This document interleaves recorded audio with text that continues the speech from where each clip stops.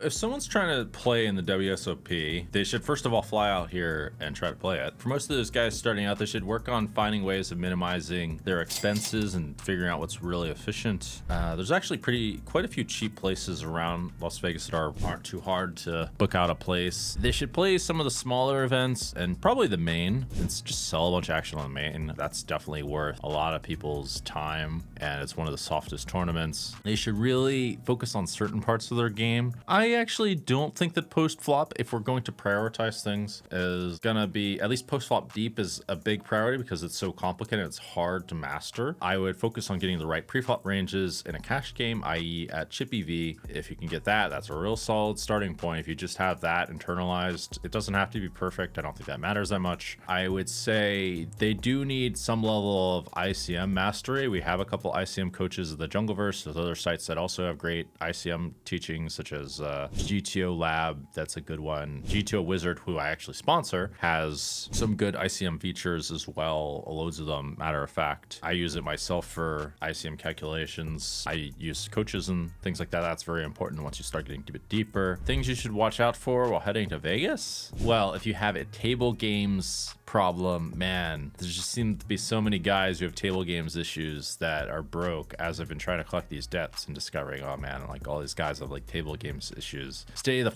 away from table games, or like really minimize it. I don't play them at all. Man, like that's one of the things. The other one is the strippers. That's another problem. That was actually a problem I had, by the way. I don't think I recommend that. I've like vowed off strip clubs. I may do like a permanent vow, but man, I don't go to that anymore. That's a great way to blow your money. It's just all the various vices. There's actually loads of cool things in Las Vegas you can do. You can eat healthy. You can go to the gym. There's loads of gyms. They're 24/7 even. Nature, there's the Grand Canyon, there's Red Rock, all that stuff. Just those life leaks are really the biggest issue. Being a little bit too insular with your crew, I think, is a bit of an issue. I see this all the time with poker players. All I want to do is talk to their buddies about these kinds of hands, and I don't really think it's ideal. The hands is ideal. Getting feedback on the hands is really important, but ideally to just not only listen to your best friends. And common other mistakes are people get so obsessed about their bust out hand when guess what? All the other hands mattered. That's how it works. That's usually where all the value is. It's all the other ones. It's not just the bust out hand that's very emotionally obvious. Did you see it against the people that were never going to check raise? Did you bluff the nits that were always going to fold? Or did you not bluff the people that were always going to be stations? Did you play good pre-flop ranges? All that matters. That matters wildly more than the bust out hand. The bust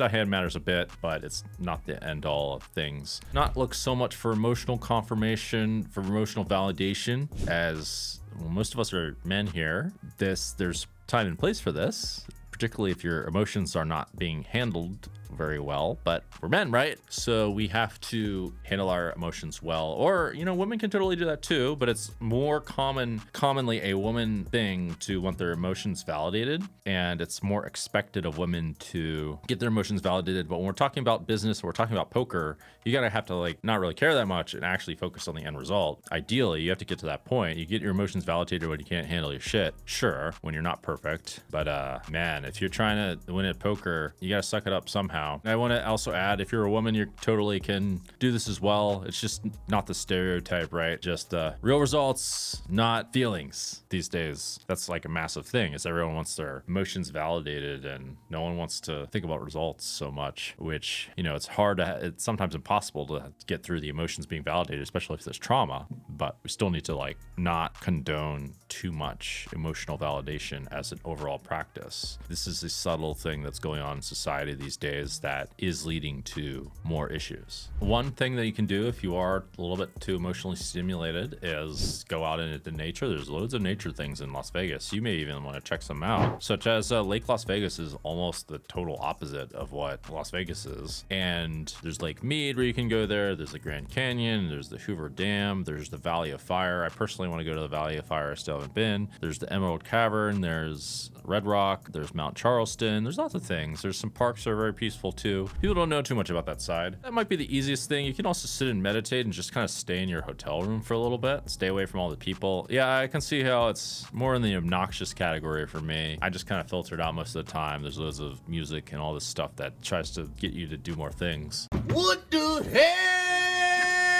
Oh my God. that. I did want to add, by the way, to the emotional validation thing. The opposite end of being emotionally validated is no excuses. No excuses is the extreme, but it's also too extreme, if in my personal opinion, because there are situations where excuses are valid. Like maybe you lost a leg, you know, as a very extreme situation. Probably have to deal with some emotions for that one. Or you just broke up with your, you know, your wife for 7 years. Probably won't be very functional. Final wrap-ups for WSOP. Don't forget it's just a game. If you lose, you just don't have as much money as you did before, unless you're make millions of dollars. Good luck with that. That might change your life, but most things will change your life in any kind of way. Another thing is there's loads of other tournaments out there. There's another WSOP coming next year. There's going to be more tournaments, that's for sure. There's going to be more 1Ks or more main event type things. And yeah, you definitely have loads of other opportunities. It's not really that big of a deal if you bust out, if they did something stupid and hit a 3-outer or whatever.